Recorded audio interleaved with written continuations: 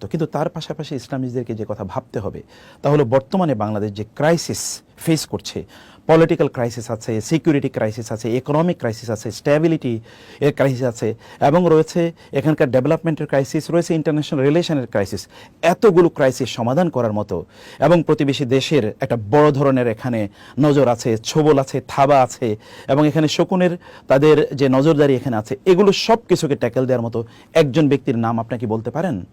Doctor Yunus ছাড়া, যিনি সবগুলো জিনিসকে এখন এই মুহূর্তে ট্যাকেল দিতে পারবেন। একবার চিন্তা করে দেখুন, একটা যুদ্ধ বিধ্বস্ত দেশের মতো একটি দেশের মধ্যে আমরা এখন আছি। এই দেশের জন্য ব্যাপক পরিমাণে ইন্টারন্যাশনাল সাপোর্ট লাগবে।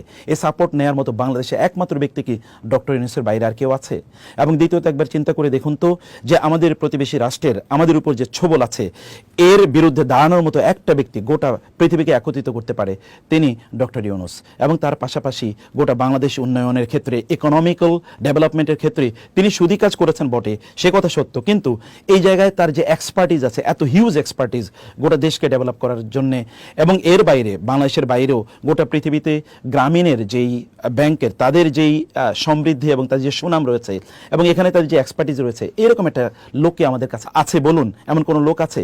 বরং আমি যেটি বলবো যে ইসলামীদেরকে এগিয়ে আসা দরকার। রাসূলুল্লাহ সাল্লাল্লাহু আলাইহি ওয়াসাল্লাম কি বলেন নাই, খেয়ারুকুম ফিল জাহিলিয়াতি খেয়ারুকুম ফিল ইসলামি ইযা ফাকিহু? জাহিলি যেগুলো লোকেরা, তারাও যদি ইসলামে আসে তাহলেও তারা সেরা হতে পারে।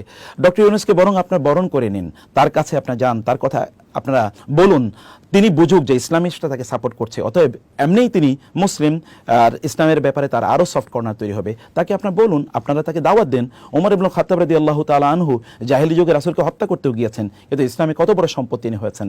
আর আমর ইবনুল আস রাদিয়াল্লাহু তাআলা আনহুর কথা যদি একবার চিন্তা করে দেখুন, অথবা সোহাইল ইবনে আমরের কথা একবার চিন্তা করে দেখুন, মক্কা বিজয়ের সময় যখন সাহাবায়ে কেরামরা তার ব্যাপারে খারাপ কথা বলতে গিয়েছিল, রাসূল সাল্লাল্লাহু আলাইহি ওয়াসাল্লাম বললেন, না বলো না, তিনি একদিন মুসলিমদের পক্ষে তিনি শক্তিশালী ভূমিকা তিনি পালন করবেন। এবং তার এই মুখের কথায়, তার যে বুদ্ধিমত্তা, ডিপ্লোম্যাটিক তার যে বুদ্ধিমত্তা, এটা কোনো এক সময় মুসলমানদের কাজে লাগবে। এবং আপনারা জানেন আবু বকর রাদিয়াল্লাহু তাআলা আনহুর সময় রিদ্দার যুদ্ধে যখন লোকেরা বিভিন্ন জায়গায় তারা ছড়িয়ে পড়ছিল, এবং যখন তারা ইসলামের বিরুদ্ধে চলে গিয়েছিল, তার বক্তব্যে কিন্তু হাজার হাজার লক্ষ লক্ষ লোক আবার ফিরে এসেছে, তার সেই মুখের বাণী কিন্তু ইসলামের কাজে লেগেছে। ডক্টর ইউনূসকে আমরা কিন্তু সেভাবে তাকে স্বাগত জানাতে পারি, আমাদের পক্ষে লাগাতে পারি। কমপক্ষে এখন ন্যারো চিন্তা থেকে বের হয়ে গোটা বাংলাদেশকে আমাদেরকে রিফর্ম করতে হবে, বাংলাদেশকে আমাদের রক্ষা করতে হবে। এই রক্ষা করার ক্ষেত্রে ডক্টর ইউনূসের বিকল্প আমাদের কাছে আপাতত নাই। সেই কারণে আমরা বলবো যে আমাদের বর্তমান কনটেক্সটটাকে আমাদের ভালো করে বোঝা দরকার। আমাদের সিকিউরিটির ইস্যুটি প্রচণ্ড গুরুত্বপূর্ণ, এটা বোঝা দরকার।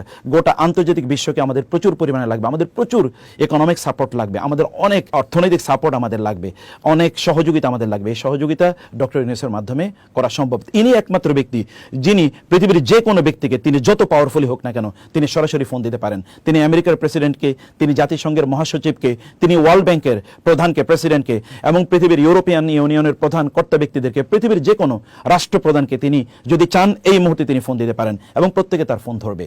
তিনি একমাত্র ব্যক্তি যার নামে বাংলাদেশকে বহু লোকেরা চেনে। অতএব আমরা আমাদের নিজেকে ওই জায়গায় নিয়ে যাই, ডক্টর ইউনূসকে দিয়ে আমরা আমাদের দেশকে, আমাদের যে স্বার্থ আছে সেই স্বার্থটা আমরা হাসিল করি, সেটি আমাদের দরকার। অতএব অন্যায়ভাবে তার বিরোধিতা করার প্রয়োজন নেই, বরং আমরা ছাত্র সমাজের সাথে একই বক্তব্য আমরাও দিতে চাই, তাদের সাথে আমরা সুর মিলিয়ে আমরা বলতে চাই, আমরা ডক্টর ইউনূসকে তত্ত্বাবধায়ক সরকার অথবা যদি ইন্টারিম গভর্নমেন্ট বলি, এবং আমরা যদি বলি যে এখানকার অন্তর্বর্তীকালীন সরকার, তার প্রধান হিসেবে আমরাও তাকে দেখতে চাই। আরেকটি বিষয় এখানে খুবই গুরুত্বপূর্ণ, তিনি কিন্তু কোনো পলিটিক্যাল ক্যারিয়ার না, তার পলিটিক্যাল কোনো ভিশনও নাই যে তিনি এখানে দীর্ঘদিন পর্যন্ত থাকবেন। তিনি ইন্টারিম একটি ব্যবস্থাপনা তিনি করবেন, তারপরে তিনি হতে পারে তিনি নির্বাচন দেবেন বা কী করবেন সেটি একটি ভিন্ন বিষয়। আবার তিনি পলিটিক্যাল কোনো গ্রুপ তৈরি করে তারপরে এটাকে অন্যদের মতো যারা এতদিন পরিচালনা করেছিলেন তাদের মতো এটাকে তিনি কুক্ষিগত করবেন, এরকম কোন ব্যক্তিত্বও তিনি নন। আর তিনি দেখুন গ্রামীণ ব্যাংক অথবা গ্রামীণ ফোন এবং অন্যান্য যা কিছু তিনি ধরেছেন সব হীরার টুকরা হয়ে গেছে। তার যে সোশ্যাল বিজনেস, এটা তো আমাদেরই আইডিয়া, এটাকে তিনি কেবল একটু আপনার মানে ইউরোপিয়ানাইজ তিনি করেছেন। সোশ্যাল বিজনেস তো আমাদের ওয়াকফের যে আইডিয়াটা তিনি আসলে সেল করতে চেয়েছেন। অতএব তার কনসেপ্টগুলোকে এগুলোকে ইসলামের বাইরে আপনি দেখবেন না, এগুলোকে কোনো অবস্থায় ইসলামাইজ আপনি করে নিতে পারেন। তার ইকোনমিক থিওরিটাকে আপনি কেবল ইসলামিক থিওরিতে রূপান্তরিত করেন। এবং আপনি দেখুন না, ইসলামী ব্যাংকগুলো কিন্তু তার যে রুরাল ব্যাংকিং অথবা তার যদি আমরা বলি মাইক্রো ফাইন্যান্স, ইসলামী ব্যাংকগুলোকে এখন করে না। হাজার হাজার এনজিও তৈরি হচ্ছে মাইক্রো ফাইন্যান্সের উপর। ইসলামিক মাইক্রো ফাইন্যান্স নামে তৈরি হয়েছে কিন্তু এই ডক্টর ইউনূসের সেই থিওরির উপর। অতএব থিওরিকে ইসলামাইজ করুন এবং তাকে আপনার বলুন যে এই কাজগুলো ইসলাম নিষিদ্ধ করেছে, তিনি নিশ্চয়ই সেটি বুঝবেন। অন্যথায় তার বিরোধিতা করলে আমরাই ক্ষতির মধ্যে নিমজ্জিত হব, কারণ আমরা একটা সন্ধিক্ষণে দাঁড়িয়ে আছি। ক্রু থেকে কাউন্টার ক্রু হয়, হতে পারে যে আপনাদের যে অভ্যুত্থান, আপনাদের যে অর্জন, যে বিজয়, এই বিজয় কিন্তু হাতছাড়া হয়ে যেতে পারে। অতএব এখন বিরোধিতা করার সময় নয়, এখন ডক্টর ইউনূসের পক্ষে বরং আমাদের দাঁড়ানো দরকার। বরং চলুন আমরা সবাই সমস্যারে বলি, ওলামায়ে কেরাম বলুক যে আমরা ডক্টর ইউনূসকে চাই, এবং তারপরে তার সাথে নেগোসিয়েশনে বসুন যেন সুদ থেকে কিভাবে মুক্ত হওয়া যায়। আর মনে রাখবেন, ডক্টর ইউনূসের বিরুদ্ধে যে প্রপাগান্ডা, এই প্রপাগান্ডা কিন্তু পার্শ্ববর্তী দেশ এবং যারা চলে গেছে তারা কিন্তু এই প্রপাগান্ডা তৈরি করে গিয়েছে। তাদের প্রপাগান্ডায় আমরা এখন চালিয়ে যাচ্ছি। তিনি সুদখোর, তিনি রক্তখোর, ইত্তকার, এই কথাগুলো এতদিন কারা বলেছে? যারা বলেছে তারা কি বাংলাদেশকে ইসলামিক স্টেট তৈরি করেছে? তারা কি এখানকার ইকোনমিক সিস্টেমকে ইসলামিক করেছে? তারা কি এখানকার ইসলামিক ব্যবস্থাপনা যারা বলেছে তারা কি তাদের পক্ষে ছিল? ওলামায়ে কেরামদেরকে কারা হত্যা করেছে? কারা এখানকার ইসলামিক প্রতিষ্ঠানগুলোকে বন্ধ করে দিয়েছে, লুটতরাজ করেছে? কারা ইসলামের নামে কোনো জিনিসকে ইসলামিক কোনো পর্যন্ত আমরা প্রতিষ্ঠান করতে পারি নাই? আমরা ইসলাম ইউনিভার্সিটিগুলোতে ইসলামিক স্টাডিজ ডিপার্টমেন্ট আমরা খুলতে পারি না, কাদের কারণে?